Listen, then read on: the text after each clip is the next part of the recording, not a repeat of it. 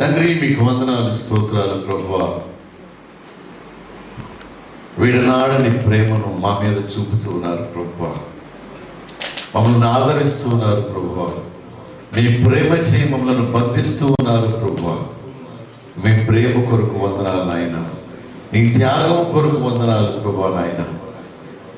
ఈ టలవి మహాపట్టణంలో రాజా నిన్ను మనసారా పూజించుకునే భాగ్యాన్ని మాకు కలుగు చేశారు ప్రభు. ఇది మీరు మాకిచ్చిన గొప్ప భాగ్యం నా తండ్రి. You are the super star among us. నీవే గొప్ప రాజువు నా తండ్రి నాయన. నీవే గొప్ప తారవు నా తండ్రి నాయన. భూమి నుండి నా తండ్రి, దివి నుండి భూమికి దిగివచ్చిన ఆ తారము నీవే నా తండ్రి. మమ్మల్ని వెలిగించడానికి, బ్రతికించడానికి ఆ కలువరి మీద మరణించింది కూడా మీరే ప్రభు. మీరే నా తండ్రి నాయన. శ్రమలు సహించిన నీ ప్రేమకు ధన్యవాదాలు ప్రభు నాయన. వందనాలు యేసయ్యా. ఈ రాత్రి నా తండ్రి నీ దాసుని నిలబెట్టిన తండ్రి, ఇంత గొప్ప అమోఘమైనటువంటి ఆరాధన మీరు జరిగించినందుకు మీకు వందనాలు, స్తోత్రాలు ప్రభు. ఇదిగో నా తండ్రి నీ దాసుడైనటువంటి నేను నిలబడి ఉన్నాను ప్రభు. నీ వాక్కు చేత మమ్మల్ని బలపరచండి నాయన.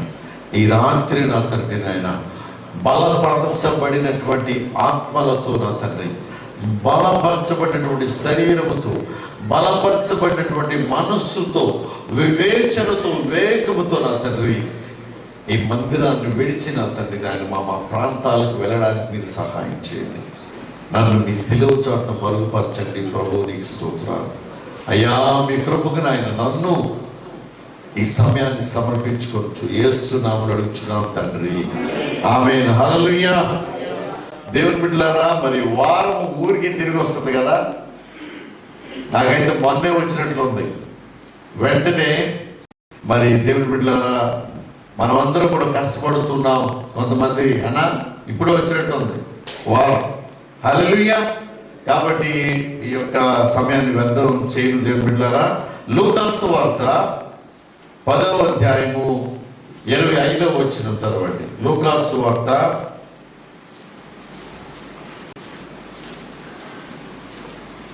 ఇదిగో ఒకప్పుడు ధర్మశాస్త్రోపదేశములో పడిలేచి బోధకుడా నిత్యజీవమునకు వారసులగుటకు నేనేమి చేయవలెనని ఆయనను శోధించుచు అడిగాను.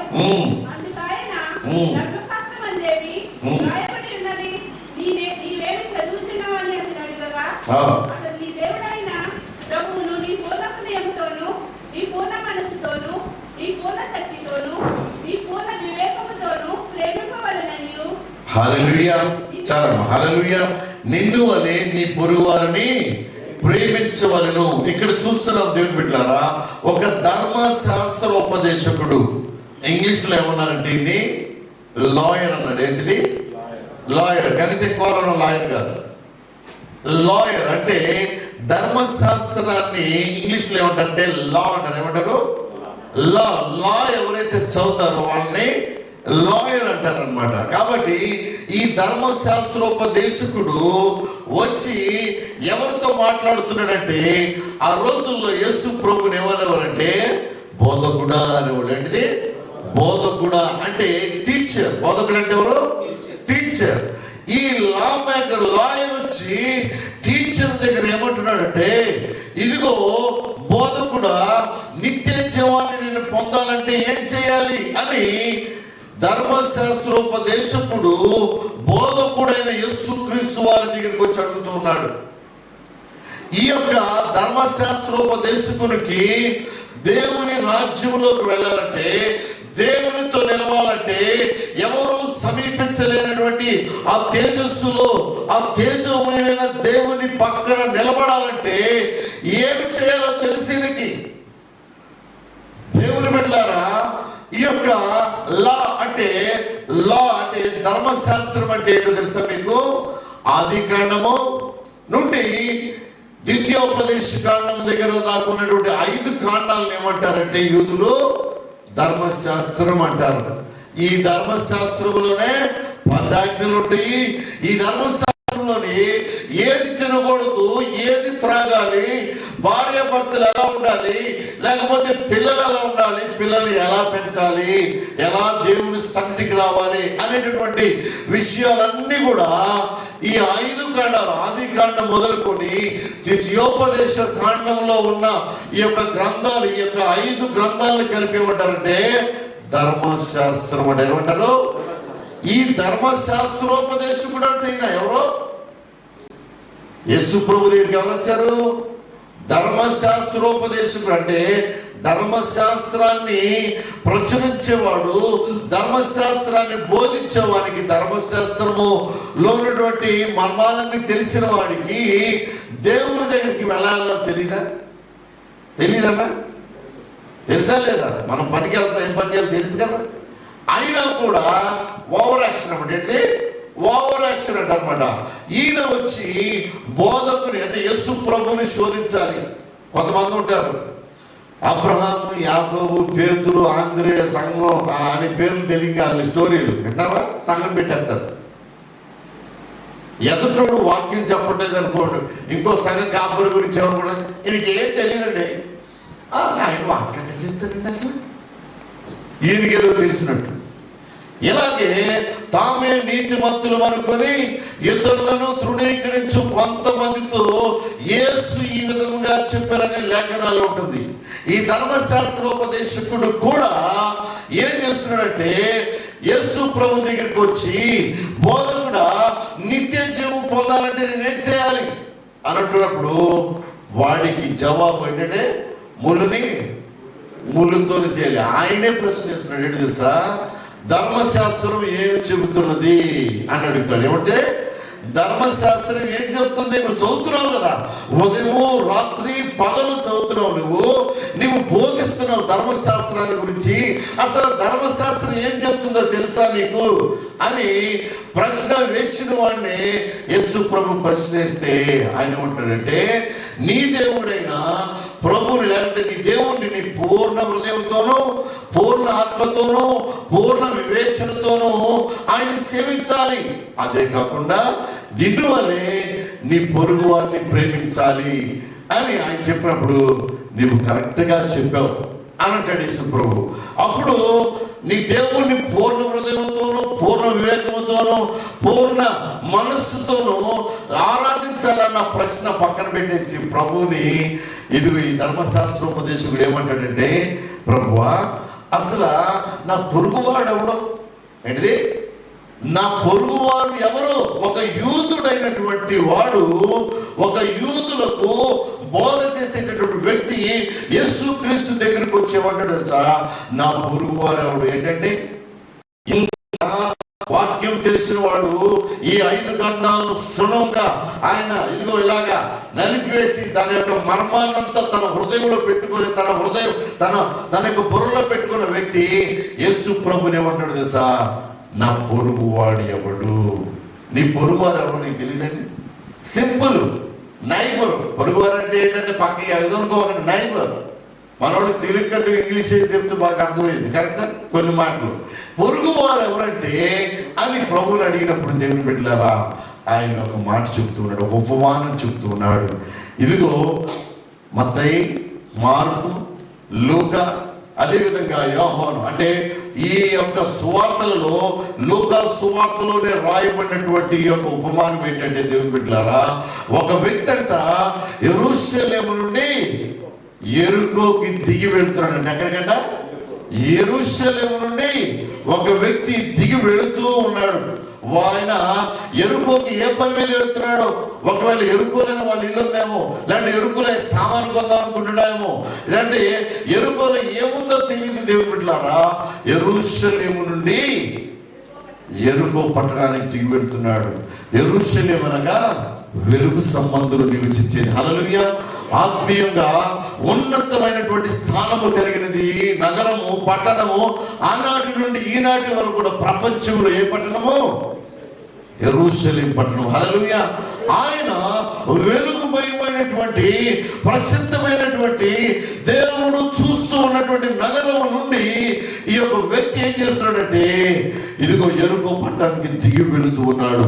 ఈ యొక్క యెరూషలేము, యెరికో పట్టణం యొక్క భౌగోళిక పరిస్థితి మనం చూసినప్పుడు దేవుని బిడ్డలారా, యెరూషలేం ఎప్పుడు కూడా హైట్ లో ఉంటుంది. ఎక్కడ ఉంటుంది? అసలు యెరూషలేం అంటే అప్పుడు భూమి మీద ఉంటుంది. అది యెరూషలేం ఏంటో తెలుసా? పర్వతాల మీద ఉంటుంది. హల్లెలూయా. యెరూషలేం నగరం ఎక్కడ ఉంటుంది తెలుసా? భూమి మీద ఉండదు. భూమి అంటే మట్టి. నేను అనేది భూమి మీద లేదు, భూమి కాదని మట్టి మీద ఉండదు. అది ఎక్కడ ఉంటుంది? పర్వతాల మీద ఉంటుంది యెరూషలేము పట్టణం. హల్లెలూయా, హల్లెలూయా.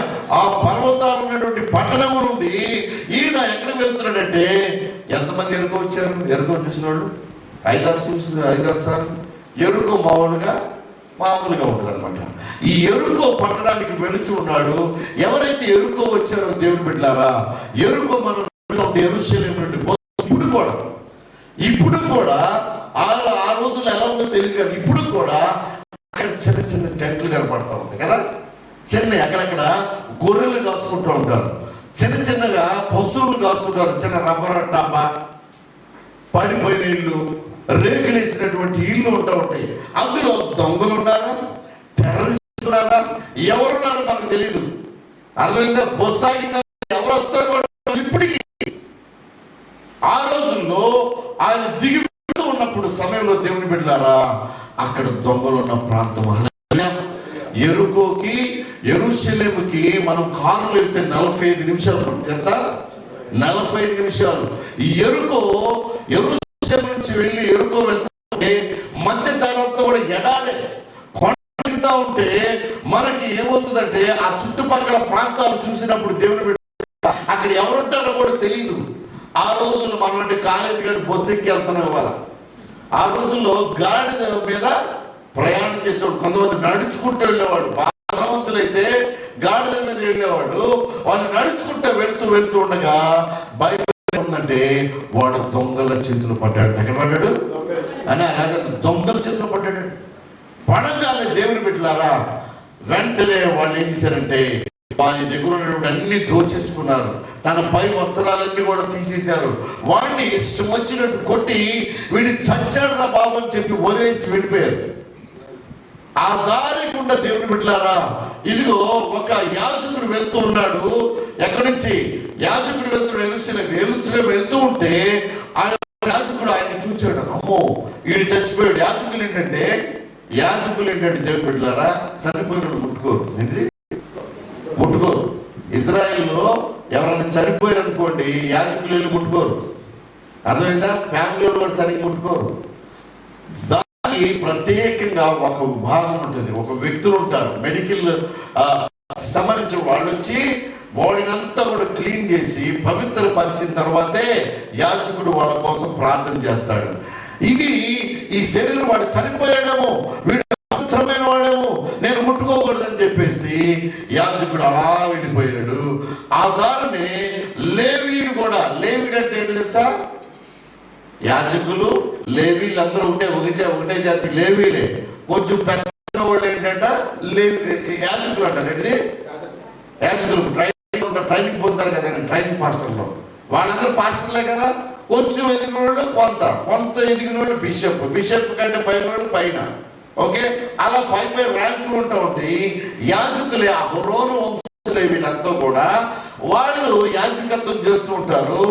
యాజకత్వం చేసేవాళ్ళు కొంతమంది, నీళ్లు పట్టేవాళ్ళు కొంతమంది, మందిరాన్ని క్లీన్ చేసేవాళ్ళు కొంతమంది. వాళ్ళందరూ కూడా ఏమంటారంటే లేవీలు అంటారు. ఏమంటారు? వాళ్ళల్లో గొప్పవాళ్ళు, వాళ్ళల్లో బాగా తరబితి పొందిన వాళ్ళు, వాళ్ళలో సీనియర్ని యాజకులుగా ఎన్నుకుంటారు. అయితే యాజకుడు వెళ్ళిపోయాడు. లేవీయుడు కూడా వెళ్తూ ఉండగా, అమ్మో ఈ ప్రాంతం ఏంటిది? దొంగలు తిరిగే ప్రాంతం. ఏం ప్రాంతం? ఎందుకు వచ్చింది? వీడి దగ్గరికి వెళ్ళేవారు వాళ్ళు కూడా వచ్చి నన్ను తీసుకొని వెళ్ళిపోతారే, వాళ్ళు కూడా వచ్చి నన్ను దోచుకొని వెళ్ళిపోతారేమో అని చెప్పేసి వీడు కూడా భయపడిపోయి లేవీయుడు కూడా వెళ్ళిపోతూ ఉంటాడు. ఆ దారిలో దేవుని బిడ్డలారా ఒక సమరయుడు వస్తాడు. హల్లెలూయా.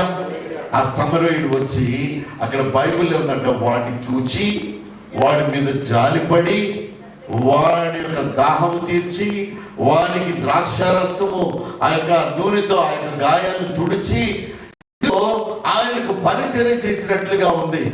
ఇదిగో దేవుని బిడ్డలారా, ఈ ధర్మశాస్త్రోపదేశకుడేమో యూదుడు. ఎవరో యూదుడు. యూదుడు యేసు ప్రభుని అడుగుతుంటే యూదుని హెల్ప్ చేశాడని చెప్పట్లేదు. ఎవరు హెల్ప్ చేశారన్నాడు? సమరయులు అనేవాళ్ళు అంటరాని వాడు. ఎవరు? సమరయులు అనేవాళ్ళు ఆ రోజుల్లో దేవుని బిడ్డలారా దేవుని చేత తిరస్కరించిన వాడు. ఆ రోజుల్లో యూదులు అనేవాళ్ళు అనగా ఇశ్రాయేలీలే గొప్పవాళ్ళు, యూదులే గొప్పవాళ్ళు. వాళ్ళ దగ్గరికి వచ్చి ఏం చేస్తున్నాడు యేసు ప్రభు అంటే, ఇదిగో ఈ సమరయుడు వచ్చి పడిపోయినవాడు కూడా, పట్టుబడిన వాడు కూడా యూదులే ఉండొచ్చు. దేవుని బిడ్డలు ఎందుకు వెళ్తున్నారు? ఎక్కడికి? ఎరుకోలో ఏముండే తెలుసా? ఎరుకోలో అంత చీకటి. దేవుని బిడ్డలారా అక్కడ మాఫియా వాళ్ళు ఉంటారు, అక్కడ టెర్రరిస్టులు ఉంటారు, అక్కడ ఇదిగో రకరకాలైనటువంటి వ్యాపారాలు, దుర్వ్యాపారాలు చేసే వాళ్ళు ఉంటారు. ఆ ఎరుకోలోనే మన జక్కేగోడు ఉన్నాడు. వాడంతే. జక్కేగోడు దుర్వ్యాపారమే. జక్కేగోడు అన్యాయస్తులు నివసించే ప్రాంతం ఎక్కడంటే దేవుని బిడ్డలారా ఎరుకో ప్రాంతము. ఆ ప్రాంతానికి వెళుచు ఉన్నాడు. ఎక్కడి నుంచి? యెరూషలేము నుండి దిగి వెళుతూ ఉన్నాడు. ఆ సమయంలో దేవుని బిడ్డలారా ఆ యొక్క మంచి సమరయుడు వచ్చి ఆయన్ని ఆదుకుంటాడు. అతన్ని పూటకోళవాని యొక్క ఇంటికి తీసుకొని పోయి ఇదిగో ఆయనకి 2 దినారాలు ఇచ్చి, ఇదిగో ఈ వ్యక్తిని నువ్వు ఆదుకో, ఈ వ్యక్తికి నువ్వు తోడుగా ఉండు, ఈ వ్యక్తికి నువ్వు ఆహారం పెట్టు, నేను మరలా తిరిగి వస్తా, తిరిగి వచ్చినప్పుడు నీకు నేను ఆ యొక్క ఏమైతే నువ్వు ఖర్చు పెట్టావో నేను ఇచ్చిన డబ్బులకు మించి ఆ డబ్బులన్నీ కూడా నీకు ఇస్తానని చెప్పి వెళ్ళిపోతాడు. దేవుని బిడ్డలారా ఈ వాక్యం మనకేం చెబుతుందంటే 2 రకాలుగా 3 రకాలుగా కూడా దీన్ని విభజించవచ్చు. కొంతమంది ఏమంటారంటే మంచి సమరయుడు అనేవారు యేసు ప్రభువుకు చిహ్నంగా ఉన్నాడు. ఆయన ఇదిగో పాపులను లేకపోతే దారి తొలగిన వారిని, గాయపరచబడిన వారిని సంఘములో పాస్టర్కి అప్పచెప్తారు. ఆయనకి 2 దినారాలంటే 2 గ్రంథాలు ఏంటి? పాత నిబంధన, కొత్త నిబంధన. ఈ 2 ఇచ్చి దీనితో మేము నేను వచ్చిన తరువాత నీకు నేను ఫలాన్ని అనుగ్రహిస్తాను అని చెప్పి కొంతమంది సభలు చెప్తుంటారు. ఎవరి యొక్క అర్థం వాళ్ళది. కొంతమంది చెప్తుంటారండి దేవుని బిడ్డలారా ఇదిగో మనము సహాయం చేసేటటువంటి పరిస్థితి మనకు ఉన్నప్పుడు, ఎవరైనా లేమిలో ఉన్నప్పుడు, ఆపదలో ఉన్నప్పుడు, ఇబ్బందుల్లో ఉన్నప్పుడు నీవు సహాయం చేయగలిగితే నీవు సహాయం చేయాలి. హల్లెలూయా. కర్మేలు సంఘం ఎప్పుడు కూడా దేవుని బిడ్డలారా మీరెప్పుడు కూడా సహాయం చేయుటకు మీరు మీ చెయ్యి వెనకీయకూడదు. హల్లెలూయా. హల్లెలూయా. వారిని స్వస్థపరచుటకు, వారికి సహాయం చేయడానికి యెహోవా హస్తము కొరచ కాలేదు. హల్లెలూయా. మనకు సహాయం చేయడానికి, మన పిల్లలకు తోడుగా ఉండడానికి, మన పిల్లలు ఏ పరిస్థితిలో ఉన్నా, మన భార్య కానీ భర్త కానీ వారు ఉన్నటువంటి పరిస్థితుల్లో నుండి, వారు ఉన్నటువంటి ఉపద్రవంలో నుండి కాపాడుటకు యెహోవా హస్తము కొరచ కాలేదు. హల్లెలూయా. హల్లెలూయా. నీవు ఇంతవరకే చాపగలను. నేను దేవుని బిడ్డలారా ఏంటి? నేను ఇంతవరకే చాపగలను. హల్లెలూయా. మన దేవుడైతే సర్వవ్యాప్తి అయిన దేవుడు ఉన్నాడు. హల్లెలూయా. ఈ రోజున మల్కీపురంలో దేవుడు ఉన్నాడు, ఈ రోజున గొందిలో ఉన్నాడు, మీ నరసాపురంలో ఉన్నాడు, మీ ఆరుగురులో కూడా ఉన్నాడు. హల్లెలూయా. హల్లెలూయా. ప్రతి చోట కూడా సర్వవ్యాప్తి అయిన దేవుడు యేసుక్రీస్తు ప్రభు. హల్లెలూయా. హల్లెలూయా. ఆయనకు మరుగైనది ఏమీ లేదు దేవుని బిడ్డలా. ఆయనకు మరుగైనదంటూ ఏమీ లేదు. నీవు నేను కూడా ఎప్పుడైతే సహాయం ఎవరికైనా చేయాలనేటువంటి ఆ యొక్క పరిస్థితి మనకు ఎదురైనప్పుడు సహాయం చేయకుండా అని తిరగకూడదు. హల్లెలూయా. యోసేపు దేవుని బిడ్డలారా తన అన్నలు తన ముందు వచ్చి తన ముందు మోకాళ్ళు వేసినప్పుడు తనను చంపేశారు, లేకపోతే తనని చంపడానికి ప్రయత్నం చేశారు, తనని అవమానించారు, తన యొక్క వస్త్రాన్ని చించివేశారు, తనని వస్త్రహీనుడు చేశారు, తనని అమ్మేసుకున్నారని యోసేపు వాళ్ళ అన్నదమ్ముల గురించి ఆలోచించలేదు. హల్లెలూయా. అన్నదమ్ములు ఆ అన్నలు మోకరించగానే అన్నలు ఒక్కసారి ఆయన పక్కన కూర్చొని అన్నం తింటా ఉంటే వాళ్ళందరూ వణికిపోతూ ఉంటారు. ఇదిగో వీడు మనల్ని చంపుతాడేమో, యోసేపు అని తెలిసిపోయింది వాళ్ళకి, వీడు చంపుతాడేమో, ఆ రోజున మనం చేసినటువంటి అన్యాయాన్ని గుర్తుంచుకొని మనల్ని ఖతం చేస్తాడేమో అని భయపడుతూ ఉంటే దేవుని బిడ్డలారా ఆ సంగతి యోసేపుకు తెలిసి యోసేపు ఏం చేస్తాడు తెలుసా? ఎక్కిలి పడి ఏడుస్తాడు. హల్లెలూయా, హల్లెలూయా. మిమ్మల్ని ఎప్పుడు చూస్తానా, ఎప్పుడు కలుస్తానా, అసలు మీరు బ్రతుకున్నారా లేదా, డాడీ యాకోబు ఉన్నాడా లేదా, నా తమ్ముడు బెంజమిన్ బ్రతుకున్నాడా లేదా నాకు తెలియదు. నా కళ్ళ ముందుకు, నా ముందు నిలిచిన నా రక్త సంబంధికులు, నా అన్నలు, నా రక్తము, మన ఫాదర్ రక్తము మన యొక్క శరీరంలో మరి వెళుతూ ఉన్నది, నేను మిమ్మల్ని చంపుతానని ఎక్కి ఏడుస్తూ ఉన్నాడు. దేవుని బిడ్డలారా, ఆయన చంపేయచ్చు, ఆయన చెరసాలలో వేయించవచ్చు వాళ్ళని, కానీ క్షమించి ఏం చేశాడు తెలుసా? హత్తుకున్నాడు. హల్లెలూయా, హత్తుకున్నాడు. వాళ్ళకి అవసరతలు తీర్చాడు. దేవుని బిడ్డలారా, హల్లెలూయా. ఎప్పుడైతే మనము ఇతరులకు సహాయం చేసేటటువంటి ఆ యొక్క విధానంలో మనం వెళ్తూ ఉంటామో, నీవు మనిషికి చేస్తున్నావు, అప్పుడు దేవుడు నీకు చేస్తాడు. హల్లెలూయా, హల్లెలూయా. నీవు 2 రొట్టెలు ఇస్తావు, కానీ దేవుడు ఎంత ఇస్తాడో కూడా తెలియదు మనకి. హల్లెలూయా. ఆయన ఆకాశ వాక్యాలను విప్పుతాడు, దానితో నువ్వు కప్పబడతావు. దేవుని బిడ్డ, హల్లెలూయా. నీ దేవుడు నిజమైన దేవుడు, సజీవుడైన దేవుడు, ఆయన రక్తాన్ని ఇచ్చి నిన్ను కొన్న దేవుడు. నేనేం చేస్తాడు తెలుసా? ఆయన నిన్ను బహుగా ఆశీర్వదిస్తాడు. హల్లెలూయా. ఎప్పుడైతే ఇంకో అనుభూతి చెప్తాను చూడండి, 1, 2 అయిపోయినాయి. ఇంకో అనుభూతి రాత్రి ఏంటంటే దేవుని బిడ్డలారా, ఎప్పుడైతే వీడు దిగి వెళ్తున్నాడు, హల్లెలూయా, దిగి వెళ్తున్నాడు, అక్కడి నుంచి యెరూషలేము నుంచి కిందకి వెళ్తున్నాడు. మన ఆత్మీయ స్థితిలో నుండి కూడా దేవుని బిడ్డలారా, ఎప్పుడైతే కిందకి వెళ్తామో, కిందకి వెళుతూ ఉంటే ఏమైందో తెలుసా? అంటే దిగజారిపోతూ వెళ్ళిపోతున్నాం అనుకోండి. హల్లెలూయా. ఫేస్బుక్ ఉంది కదా, దానిలో వీడియో ఆప్షన్ ఉంటుందా? వేస్తూ ఉంటే కోళ్ళకి మామకి అక్రమ సంబంధం వేస్తూ ఉంటే ఇంకా వెళ్ళిపోతే దిగజారిపోతూ ఇప్పుడు పాపం ఎక్కడో లేదండి, ఇంటికి ఎక్కడికో ఇదివరకైతే సినిమా హాల్కి వెళ్తే అండి, గౌరీశంకర్ లేనా మహాల్కో, జ్యోతి మహాల్కి వెళ్తే ఆడు సినిమాకి వెళ్ళాడండి, ఆడే కాలుగులు పట్టేది చర్చిలో, ద్రాక్ష రసం ఇస్తుంటే పాస్టర్ గారికి హెల్ప్ చేసేది వాళ్ళిద్దరే. ఆడు మన గౌరీశంకర్ సింహాసనం ఉన్నాడు స్టేట్లోని సినిమాకి, టికెట్ నేను చూశానంటాడు పక్కోడు. ఇప్పుడు లేవు, మన చేతిలోనే ఉంది. ఎక్కడ ఉంది? మన చేతిలో ఏముంది? మొబైల్ ఫోన్ ఉంది, మన చేతిలోనే యాప్ ఉంది, మన చేతిలో ఐఫోన్ ఉన్నాయి, మన చేతిలోనే ఫేస్బుక్ ఉంది, మన చేతిలోనే. దేవుని బిడ్డలారా, ఈ రోజున మన చేతిలోనే పాపం వచ్చి కూర్చొని ఉంది. దాన్ని జయించేటటువంటి ఆ యొక్క అనుభూతి మనలోనికి రావాలి. హల్లెలూయా, హల్లెలూయా, హల్లెలూయా. మనకు ఎప్పుడైతే అనుభూతి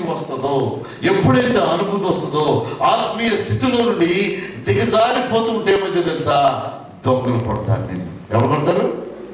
దోచుకుంటారు. సాతానుడు వచ్చి నిన్ను కొడతాడు. సాతానుడు వచ్చి నీ రక్షణ వస్త్రాన్ని దొంగిలించుకుపోతాడు. మరలా తప్పిపోయిన కుమారులా మనం తిరిగి వస్తామో లేదో దేవుని బిడ్డలారా, వాడు తప్పు తెలుసుకొని తిరిగి వస్తే వాడికి ప్రశస్తమైన వస్త్రాలను వాళ్ళ తండ్రి వేయించాడు. మనము తిరిగి వస్తామో లేదో తెలీదు, మధ్యలో చనిపోతామో తెలియదు, మనకి ఏమైపోతామో తెలీదు. కనుక మనము అతి జాగ్రత్తగా ఉండాలి. ఇండియాలో అనుకోండి, ఇంటర్నెట్ అయిపోతే మనం డబ్బులు ఇచ్చుకోలేదు కదా. ఇండియాలో ఎక్కడేమో ఒక కార్డు ఎక్కితే నెల మొత్తం ఫుల్లు 100 GB ఫుల్లు విషయాలు ఏంటది, కలర్స్, టీవీ, మా టీవీ, తెలుగు, హిందీ, ఫీలింగ్స్ అర్థమైతే భాష అవసరం లేదు. ఒకటి నేను బొంబాయిలో కేఏపాల్ గారి టీంలో పనిచేస్తున్నాను. నేను చేస్తుంటే నేనేమో కూర్చొని ఉన్నా అక్కడ. పెద్ద ఆఫీసు, అప్పట్లో 30,000 అండి, ఇప్పుడు కాదు, 20 సంవత్సరాల స్టోరీ. 30,000 అప్పట్లో ఒక అపార్ట్మెంట్కి అద్దె ఇండియాలో అంతండి. ఆ ఇంట్లో ఏసీ అసలు సూపర్గా ఉండేది. ఒకడేం చేశాడంటే పొద్దున్నే టీకి వెళ్ళిపోయాడు. అసలు లేవడం ఎప్పుడో ఏదో మొత్తాన్ని రాంగ్ నెంబర్ తగిలిందండి. పొద్దున్నే డిజిటల్కి వెళ్ళిపోయాడు. అలా టీ తీసుకొచ్చాను నీకు అనేవాడు. ఈడేంటే టీ తీసుకొచ్చాను అంటున్నాడు, డిజిటల్కి వెళ్తున్నాడు. రోజు ఎందుకు వెళ్తున్నాడు? మా ఫ్రిడ్జ్లోని పాలు ఉంటాయి, కాఫీ ఉంటుంది, అన్నీ ఉంటాయి. ఈడు టీకి వెళ్తున్నాడు, అక్కడికి సమోసా తీసుకొస్తున్నాడు, వడాపావు తీసుకొస్తున్నాడు. ఏంటి వీడు వడాపావు ఎన్ని తీసుకొస్తున్నాడు అంటే, అక్కడ ఒక తమిళ అమ్మాయి ఉంది ఎక్కడ కౌంటర్లో. ఏంటిది? వీడికి తమిళ రాదు, ఇంగ్లీష్ రాదు. నేను అన్నాను, ఒకరోజు నన్ను తీసుకెళ్ళాడు. ఆ అమ్మాయి 9th క్లాస్ చదువుతుంది. మీకు అర్థమైందండి? ఆ స్కూల్ దగ్గర తీసుకెళ్ళి ఎందుకు తీసుకొచ్చంటే నీకు హిందీ వచ్చుగా కొంచెం మాట్లాడుకోవాలి నన్ను ప్యాక్ చేస్తాను బాబు, ఇక్కడ తమిళోడు మామూలు కాదు అని చెప్పింది. సైన్ అండి, mobile sign area. Okay pack చేస్తాను బాబు, నేను ఎలాంటి చేయను నాకు తెలియదు అని చెప్పేసి నేను అప్పుడు పాస్టర్ని కాదు వెళ్ళిపోయాను. వెళ్ళిపోయిన తర్వాత నేను అన్నాను, అది బాబు తమిళమ్మాయి ఎలా పడిందిరా నీకు అని. ఎలాగే తమిళమ్మాయి కదా భాష రాదు నీకు ఎలాగంటే దీనికి భాష అవసరం లేదంట. ఏంటి దీనికి భాష అవసరం లేదంట. ఈ సీరియల్ చూసేవాళ్ళు కూడా భాష అవసరం లేదు. మీకు అర్థమవుతుందా? ఒకటి వేయిపోతాడు ఒకటి అవసరమైతే పోరికి ఇది కూడా పెట్టేస్తారండి. ఫోన్లు ఎదిగే పోతుంది కొందరికి, చార్జరు హీటింగ్ పోతుంది, అది చచ్చిపోతే ఏమో తెలియదు, అది ఆత్మహత్య చేసుకుంటూ కూడా తెలియదు. ఇలా కావాల్సిన సీరియల్ పోవాలి. మీకు అర్థమైందండి? సాతానుడు ఏం చేస్తున్నాడు? దేవుని బిడ్డలారా మైండ్ని స్ట్రైక్ చేస్తున్నాడు. నేను దారి దొరికిన దారి తప్పిపోయాడండి, వాడు అమ్మాయి తెలియపోయాడండి, వాడు దొంగతనం చేస్తాడండి, వాడు దోపిడీ చేస్తున్నాడు, పాన్ పారా వేసుకుంటున్నాడండి. ఇదివరకు ఎప్పుడే 30 సంవత్సరాలు బీసీ స్టోరీ. ఇప్పుడు లేవు ఆ స్టోరీలు, ఇప్పుడు అంతా పోనే. సాతానుడు ఏం చేస్తున్నాడంటే దేవుని బిడ్డలారా నిన్ను వేరే మార్గం చూపించాడు. నీ మైండ్ హల్లెలూయా. నేను ఉన్నాను కదండి, వాక్యం చదువుదామని చెప్పేసి బైబుల్ అలా తింటానండి. ఎవరి టెక్మాట మెసేజ్ వచ్చింది వాట్సాప్లో. మీకు అర్థమైందా? వాట్సాప్ రాగానే మరి దాన్ని నొక్కుతా, యూట్యూబ్లోకి వెళ్ళిపోతుంది. ఏమంటే ఆయన పంపించాడు కదా మీరే అని చెప్పేసి చూద్దామని చెప్పి చేస్తాం, అది వెళ్ళిపోద్ది. చేద్దాం ఏంటంటే సాతానుడు మనల్ని తోసేస్తూ ఉంటాడు. అది చూడు నీకు ప్రార్థన చేయలేవు. ఇజ్రాయెల్ ఎంతమంది ప్రార్థన చేస్తున్నారు రోజు? ఇండియాలో దేవుని బిడ్డలారా ఇండియాలో కష్టాలు ఉంటాయి. ఏంటంటే కష్టాలు, ఆర్థిక ఇబ్బందులు ఉంటాయి. ఇక్కడ ఆర్థిక ఇబ్బంది ఏముంది? గంటకి 60, 70, 40 డబ్బుకి పోతూ ఉండదు. కానీ ఆరోగ్యం పోతే కార్డు. అది ఇంటి దగ్గర అయితే పాస్టర్ దగ్గర అయ్యా నాకు బాగాలేదు స్వస్థత అయ్యా ప్రార్థన చేయండి బాబు అని చర్చి దగ్గర పడి ఉంటారు. ఇక్కడ ఏముండదు. నీవు ఫారిన్ కంట్రీలో ఉన్నావు, హల్లెలూయా. నువ్వు ఇజ్రాయెల్లో ఉండొచ్చు, అమెరికాలో ఉండొచ్చు, లండన్లో ఉండొచ్చు. నువ్వు చాలా జాగ్రత్తగా ఉండాలి. మనం దేవుని బిడ్డలారా సాతానుడు మనం మనసుతో అడుగుంటాడు. నీకు ఈ మూతి వంకర రప్పిడాడు, ఆడికి అవసరం లేదు. నీ కాలు ఎడతాడు, అన్న నీ కాళ్ళు పుట్టింది కదా సైతాన్ కాదు, నీకు కష్టపడ్డ ఎక్కువ అందుకని పోయింది. నీకు అర్థమైందా? నీ కాలు ఎడతాడు, లేకపోతే నీకు యాక్సిడెంట్ అయ్యి అస్సలు చేయడు. సాధారణ ఏం చేస్తాడు తెలుసా? నీ మైండ్ని డైవర్ట్ చేస్తాడు. వాక్యం నువ్వు చదవలేవు, వాక్యాన్ని నీవు చదవలేవు. ఇక్కడ 2 మాటలు చెప్తాను, నేను ముగించేస్తున్నాను. నీవు ఎప్పుడైతే ట్రాక్ తొలుగుతావో, దేవుని యొక్క మార్గం నుండి నువ్వు తొలుగుతావో, దేవుని బిడ్డలారా దిగిపోయే అనుభూతులకు నువ్వు వెళ్తావో, దేవుడు కూడా గ్రంథాన్ని చదవనివాడు. యేసు ప్రభు కూడా గ్రంథాన్ని, నేను బైబిల్ కాలేజీలో ఉన్నప్పుడు దేవుని బిడ్డలారా ఒక బ్రదరు గుజరాత్ నాతో ఉన్నాడు. ప్రార్థన చేస్తున్నాను. ఎందుకు ప్రార్థన చేస్తుంటే రోజు బైబిల్ చదవాలి, దేవుని వాక్యం చదవాలి, రోజు దేవుని దగ్గరగానే ఉండాలి. అందుకని నేను ప్రార్థన చేస్తున్నాను అన్నాడు. ఇదేంటంటే బైబిల్ కాలేజీ నుండి బైబిల్ చదవండి, ఈడేంటంటే బాబు అసలు బైబిల్ చదవటం కోసమే ప్రార్థన చేస్తున్నాడని చెప్పి నేను ఆలోచించిన తర్వాత నేను లీడర్ని అక్కడ. చాలాసార్లు నేను బైబిల్ చదవలేదు దేవుని బిడ్డలారా. నా పనులు నా బాధ్యతలు ఏంటి ఇవన్నిటి వలన కొన్ని రోజులే చదవలేదు. నేను నాకు అన్ని తెలుసు, కానీ రోజులే చదవలేదు. అప్పుడు నాకు అర్థమైంది, మనము బైబిల్ చదవాలన్నా కూడా దేవుని అనుమతి కావాలి. హల్లెలూయా. ప్రార్థన చేయాలన్నా కూడా దేవుని అనుమతి కావాలి. నువ్వు ప్రార్థన చేయనిది ఎవరికో తెలుసా? సర్వోన్నతుడైన దేవునికి. హల్లెలూయా. ఎవరు సమీపించలేనటువంటి తేజస్సులో నివసించే దేవునికి నువ్వు ప్రార్థన చేస్తున్నావు అంటే ఆయనతో నువ్వు మాట్లాడుతున్నావు, ఆయన నువ్వు కలిగి ఉన్నావు, ఆయన సన్నిధి నీ దగ్గర ఉంటుంది. ఎప్పుడైతే దేవుని బిడ్డలారా తండ్రి మీకు స్తోత్రాలు ఇద్దరు కోసమని ప్రార్థన మొదలైసావో ప్రభు వినడం మొదలు పెడతాడు. హల్లెలూయా. పరిశుద్ధుడైన దేవుడు ప్రార్థన వినడం మొదలు పెడతాడు. ఎప్పుడైతే దిగిపోయే అనుభూతిలోనికి మనం వెళ్తామో బైబిల్ చదవలేము, ప్రార్థన చేయలేము. పైగా ఏంటంటే పాస్టర్ గారు మా గురించి ప్రార్థన చేయండి అంటాడు. చేస్తున్నావు అన్నావు అనుకో, చేస్తున్నావు తమ్ముడు అన్నావు అనుకో, కొన్ని రోజుల తర్వాత ఏమంటాడు, ఆ కార్యం జరగలేదు అనుకో, మా గురించి ఎందుకు చేస్తారండి, ఆ ఇతరు జుగ్గా అనట్లేదా ఫస్ట్ చేస్తారంటే వీడు మనసులో. ఇండియాలో అంటే ఎక్కడ కాదు, ఎక్కడ వెళ్తారు కానుకలు కానీ. హల్లెలూయా. మనం దిగజారిపోయేటటువంటి దిగిపోయే అనుభూతులు ఉంటాయి. బైబిల్లో దేవుని బిడ్డలారా, సంసోన్ అంట తన ఊరు నుండి తెమ్నాకి దిగి వెళ్ళాడంట. హల్లెలూయా. శాంసన్ వెంట్ డౌన్ అంటుంది అక్కడ. సంసోను క్రిందకి వెళ్ళాడు, తెమ్నా వెళ్ళాడు. తెమ్నా వెళ్ళి మళ్ళా పైకి వచ్చాడని రాయబడుతుంది. పైకి కిందకి వెళ్ళి మళ్ళీ పైకి వచ్చి వాళ్ళ నాన్నతో అమ్మతో అంటాడు, అమ్మ నేను ఒక అమ్మాయిని చూశాను తెమ్నాలు, అమ్మాయి చాలా బాగుంది, అమ్మాయికి పెళ్లి చేయాలి. అరే బాబు నువ్వు యూదుడురా, నువ్వు ఇశ్రాయేలు వాడివి, మన జాతిలో కానీ మన వాళ్ళలో ఎవరు అందగతిని దొరకలేదురా నీకు. వెళ్ళి ఆ ఫలిస్తీన్ అలాంటి ఫిలిస్తీన్ అమ్మాయిని చేసుకుంటానంటున్నావు, నాకు వాడే ఆమె కావాలన్నాడు. చివరికి బందీ అయిపోయాడు, చివరికి కళ్ళు పోగొట్టుకున్నాడు. దేవుని బిడ్డ, ఎప్పుడైతే కిందకి వెళ్ళే అనుభూతులను మనం వెళ్తామో పడిపోతాం. దావీదు మేడపై నుంచి ఏం చేశాడు, ఇలా తిరుగుతున్నాడు, ప్యాలెస్లో తిరుగుతా ఉన్నాడు. అలా చూశాడు, చూడగానే పాపం కనపడింది, పడిపోయాడు.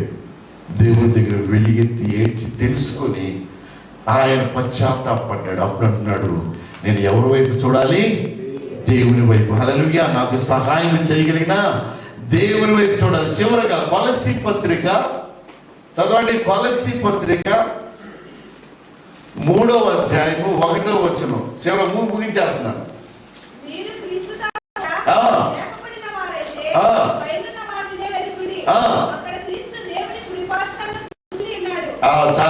హల్లెలూయా. ఇక్కడ ఏముందంటే, మీరు క్రీస్తుతో కూడా లేపబడిన వారైతే పైనున్న వాటినే వెదకుడి, అక్కడ క్రీస్తు దేవుని కుడి పార్శ్వమున కూర్చొని ఉన్నాడు. హల్లెలూయా. పైనున్న వాటిని వెతికేటటువంటి అనుభవం.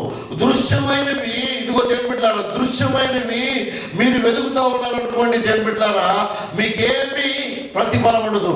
అదృశ్యమైనవి మనం ఎప్పుడైతే వెతుకుతుంటామో, పైన ఏమన్నదో వెతుకుతూ ఉంటామో, పైన ఉన్నటువంటి వాటి కోసం, పరలోకములో ఉన్నటువంటి వాటి కోసం మనం వేగులు పడుతూ ఉంటే, పరలోకం అంటారు, పరలోకంలో ఏముందండి అని మీరు అనుకుంటారేమో. వాక్యం ఏం చెప్తుందంటే, పరలోకమందు క్రీస్తు దేవుని కుడి పార్శ్వమందు కూర్చొని ఉన్నాడు. హల్లెలూయా. హల్లెలూయా. హల్లెలూయా. నువ్వు ఎక్కడి నుంచి దిగి వచ్చావో తెలుసా, నువ్వు ఎక్కడి నుంచి ఈ లోకానికి వచ్చావో తెలుసా. దేవుని బిడ్డలారా, దేవుని దగ్గర నుండి వచ్చావు. హల్లెలూయా. దేవుని దగ్గర నుండి వచ్చావు. హల్లెలూయా. దేవుని యొక్క ఆత్మ మనలో ఉన్నది. ఆత్మ డైవర్ట్ అయిపోయి నరకంలోకి వెళ్ళకూడదు. నువ్వు ఎక్కడి నుంచి తిరిగి వచ్చావో అక్కడికి వెళ్ళాలి. అక్కడ ఉన్నారంట, క్రీస్తు దేవుని కుడి పార్శ్వాన కూర్చొని ఉన్నాడు.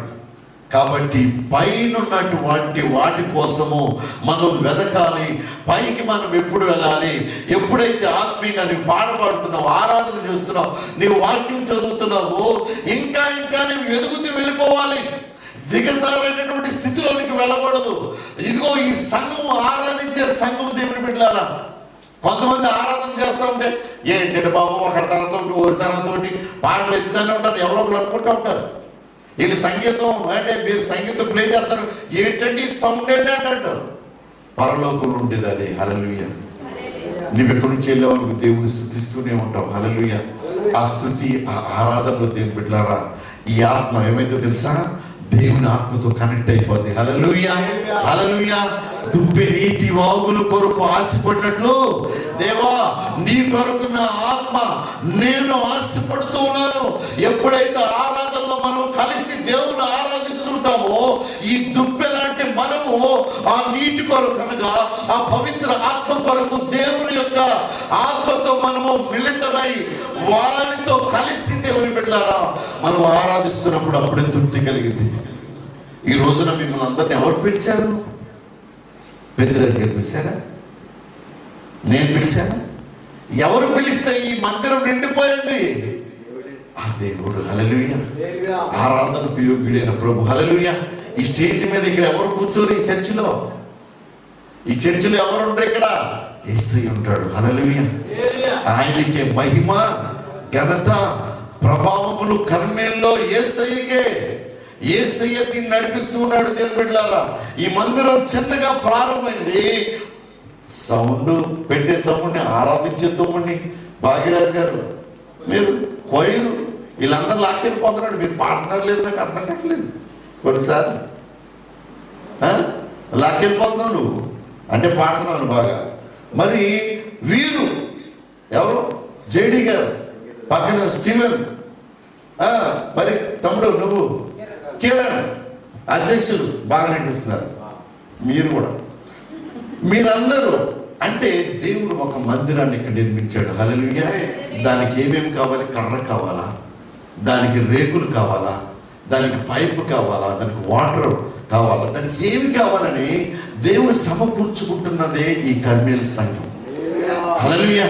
ఇందులో పాస్టర్కి ఎటువంటి గొప్ప లేదు. ఈ సంఘంలో దేవుని బిడ్డలారా ఒక పాత్ర అంతే. హల్లెలూయా. మీరందరూ, మనమందరం కలిసే ఆయన ఆరాధించినట్టుగా ఆయన తీసుకొచ్చుకుంటున్నాడు. నీవు ఈ మందిరంలో ఏదైతే ఈ రాత్రి నువ్వు అడిగి వెళ్ళావో అది నీకు జరుగును గాక. లేవండి, లేవండి, లేవండి, లేవండి. హల్లెలూయా, హల్లెలూయా. ఆకాశమందు నీవు తప్ప నాకెవరున్నారు నా ప్రభు. ఆకాశమందు నీవు తప్ప నాకెవరున్నారు నా ప్రభు. స్తుతి పాత్రుడా, స్తోత్రారుడా, స్తుతులందుకో పూజారుడా. స్తుతి పాత్రుడా, స్తోత్రారుడా, స్తుతులందుకో పూజారుడా. ఆకాశమందు నీవు తప్ప మాకెవరున్నారు నా. ఆకాశమందు మీరు తప్ప మాకెవరున్నారు ప్రభువా. ఈ రాత్రి నా తండ్రి నాయన మంచి సమరయుని వలె మేము ఇతరులకు సహాయం చేయాలని, దేవా ఇతరులను ఆదుకోవాలని, ఇదిగో ఆ యొక్క వ్యక్తి యెరూషలేము నుండి దిగిపోతూ దెబ్బలు తిన్నాడు నాయన. ఇదిగో ఉన్నటువంటి వెలుగైనటువంటి ఇదిగో మహోన్నతమైనటువంటి ఆ పరిస్థితి నుండి మేము దిగి పోకుండా నా తండ్రి నాయన ఈ సంఘంలో ఉన్నటువంటి నన్ను ప్రతి ఒక్కరిని కూడా మీరు కాపాడమని వేడుకుంటున్నాను. మీకు స్తోత్రాలు. మీ మహిమ, మీ యొక్క ప్రభావం నా తండ్రి మా బిడ్డల మీద నిలుచుండుగాక, బలాన్నిచ్చుగాక, ఆత్మీయంగా మా బిడ్డలను ఎదిగించుగాక. మా బిడ్డల చుట్టూ మీ కృప, మీ కృప నిత్యము నిలిచి ఉందురుగాక. వారి బిడ్డలు కష్టపడి పాడుతున్నారయ్యా.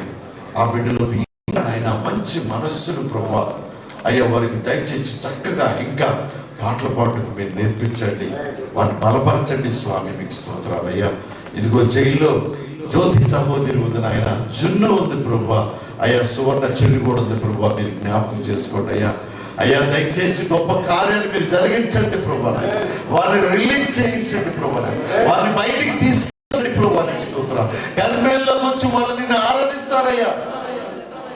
బయటికి వచ్చి ఇష్టం వచ్చినట్టు తిరిగే బిడ్డలు కాదు నా తండ్రి.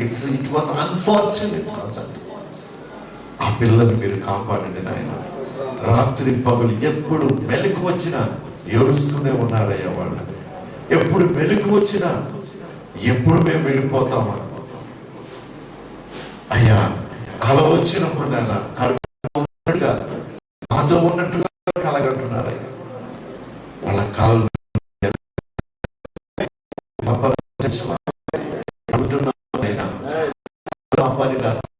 కార్యాలు జరిగించేవారు మీకు మీరే నా తండ్రి. మీకు స్తోత్రాలు. తండ్రి చెల్లి ఆయన అనితాన్ని మీరు జ్ఞాపకం చేసుకొని వేద విషయంలో గొప్ప కార్యం జరిగించండి. తన పక్కన మీరు ఉండండి, తన పక్షాన ఉండండి నాయన. అయ్యా వీసా కోసం నా తండ్రి చెల్లి సుజాతాన్ని మీరు బలపరిచారు నాయన. చక్కని నోటి నిండా నవ్వు కలిగి తను మాకు కనిపించింది ప్రభు. నీకు స్తోత్రాలు. వచ్చిన ప్రతి బిడ్డను పేరు పేరు మీరు దీవించమని అయ్యా. మా సహోదరులు తోటి సేవకులు నాయన అయ్యా స్వామిదాస్ గారు మీరు ముట్టి స్వస్థపరచండి ఆయన. కంప్లీట్ గా హీల్ చేయండి ఆయన. అయ్యా తనకు ఎక్కడైతే ఆ యొక్క నొప్పి ఉందో నా తండ్రి నాయన కంప్లీట్ గా నొప్పిని ఆయన మానిపిన తండ్రి దాసుడు చక్కగా వర్క్ చేసుకుంటూ సహాయం చేయండి ఆయన. ఇదిగో నా తండ్రి అయ్యా రమత్ గారి నుంచి వచ్చిన పిల్లలను జ్ఞాపకం చేసుకోండి. ఆయన భూషణ్ గారు రూమ్మేట్స్ జ్ఞాపకం చేసుకోండి అయ్యా. అదేవిధంగా పెద్దిరాజు గారు రూమ్మేట్స్ మీరు జ్ఞాపకం చేసుకోండి ప్రభువా. నా తండ్రి మరి ముఖ్యంగా నా తండ్రి అయ్యా మరి రమత్ గారు ఆ ప్రాంతంలో మెనీబరాక్ ఆ ప్రాంతం నుండి ప్రభు నాయన దూర ప్రాంతాలను చూస్తున్న బిడ్డలందరూ కూడా మీరు జ్ఞాపకం చేసుకోండి ప్రభువా. విలువైనటువంటి నీ బిడ్డలను నడిపిస్తున్నారు, మీకు స్తోత్రాలు. అనుకోకుండా నా తండ్రి నాయన మా కొరకు మంచి ఆహారాన్ని సిద్ధపాటు చేసిన బిడ్డలు అయ్యా. మీ కృపకు నాయన మమ్మల్ని సమర్పించుకుంటున్నాం. కళ్యాణాన్ని జ్ఞాపకం చేసుకోండి అయ్యా. బెనర్జీ గారిని పిల్లలను మీరు జ్ఞాపకం చేసుకోండి అయ్యా. ఫ్రైడే మార్నింగ్ వాళ్ళు నా తండ్రి నేను ఇండియా వెళ్ళుచుండగా నేను వాళ్ళ రాకపోకల్లో తోడుకుంటామని కృప నిత్యం నా తండ్రి నేను ఈ కుటుంబంతో వచ్చి నడిపించమని మరి నిరీక్షణ అని రాజును కూడా మీరు జ్ఞాపకం చేసుకోమని వేడుకుంటున్నాను. మీకు స్తోత్రాలు అయ్యా. మీ కృపకు నా తండ్రి ఈ పిల్లలందరూ కూడా సమర్పిస్తూ యేసు దివ్యనామములో అడిగి వేడుకున్నాం తండ్రి. ఆమేన్ ఆమేన్ ఆమేన్ ఆమేన్. మన తండ్రి అయిన దేవుని ప్రేమ, కుమారుడైన యేసుక్రీస్తు వారి కృప, పరిశుద్ధాత్మ దేవుని యొక్క అన్యోన్య సహవాస సంబంధం, యేసును మాత్రమే దేవుడు గారు రాజు గారు కొలుచు ప్రతి మీద ఆయన మహిమ నిలిచి నడిపించును గాక. ఆమేన్ హల్లెలూయా. అందరూ చిన్న ప్రార్థన చేసుకుని దయచేసి